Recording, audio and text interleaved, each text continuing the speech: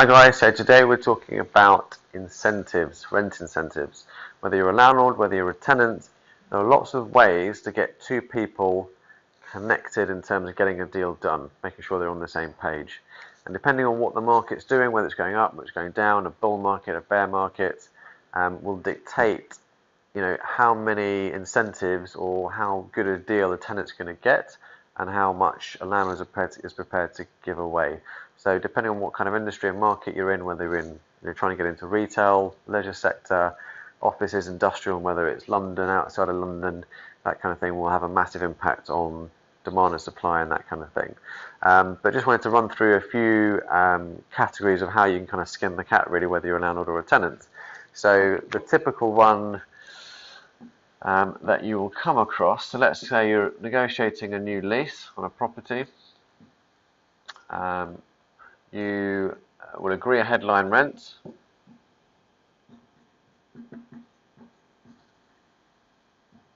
Okay. And then beyond that, you've got things like incentives. So you've got a quoting rent, and then you've got the other bits around it that kind of might be the sweetener to the deal. So that can take the form of a rent-free period.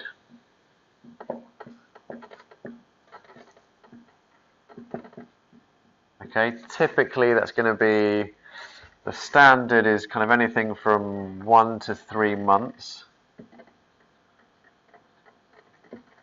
And that's for fitting out. So if you're an operator, whether you're an office or industrial user or a shop, you're going to go in there, you're going to fit out the property to your spec. So during that period, obviously, you can't trade. So the landlord, typically, if you're a landlord investor, you're going to give the tenant a bit of a grace period to get up and running. And a 1, 2, 3 month period, depending on the level of spec already in place, is usually appropriate to take that into account. Anything beyond that, and it's effectively considered more of an incentive, it's a sweetener, it's an inducement. So, in different markets, depending how good a covenant you are in terms of how good you are as a tenant, so the perceived income risk effectively is low, and depending how long an income you're providing the landlord, i.e. how long a lease you're taking, will determine potentially how much of a deal you can negotiate on your rent incentive. And in some parts of the market, especially when the market is down, it's not unheard of for tenants to negotiate a rent incentive or rent-free period of anything up to 18 months, 24 months or more, depending how long they're committing for. Nowadays, it's usually a bit shorter, and again, depending on the market that you're in and where you're at, those incentives are definitely smaller, but it's horses for courses again, and getting an expert to kind of guide you on that. The other things you can look at are stepped rents. So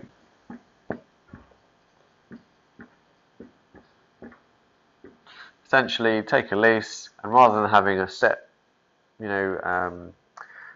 fixed rent for the next, let's say 5 years, like that, you'll start somewhere here, and it will step up gradually to a headline rent at that level there. But obviously, you're getting the benefit cash flow wise.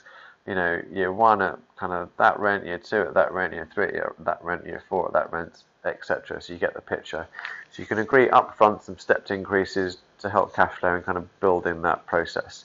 It means from an investor's perspective, you're getting in some cash from day 1 or after a very short rent-free period, and then that's gradually building. But for the tenants, giving them a bit of time to get in and get operating, and a bit of a sweetener to the deal. The other thing you can put in place is capital contribution. So a capex contribution from the landlord. If the tenant's got to do a whole load of work to the property to get it up and running as they want to in terms of their spec and fit out, the landlord can either do the work for them, there's an agreed specification, or the tenant can do the work and the landlord agrees to give them a chunk of rent free or a reverse payment of some sort to basically contribute towards that. And I've negotiated loads of deals in the past where we've agreed capex contributions towards mid-term refits, for example, bringing the property up to standard in terms of current, retail spec effectively for their fit out, for example. So rather than a tenant having to fork out £100,000 to fit out a property again, to give it a spruce up and a freshen up, the landlord, depending on how we restructured the lease, we're able to, get a better deal for them in that sense. So lots of different ways, and a few other different creative ways you can do it as well. But those are the main types of incentives that you can agree. Again, it's going to be down to the market, the kind of property, how strong you are as a covenant, the strength of your negotiation skills, or preferably the agent or the surveyor that you're using to negotiate, because they will understand the market, the parameters of that specific scenario. They probably might have done deals with that landlord or the agents in the past. They have a good rapport. They can push where they need to push. But yeah, lots of deals out there if you play your cards right. Hope that's been useful. See you again soon.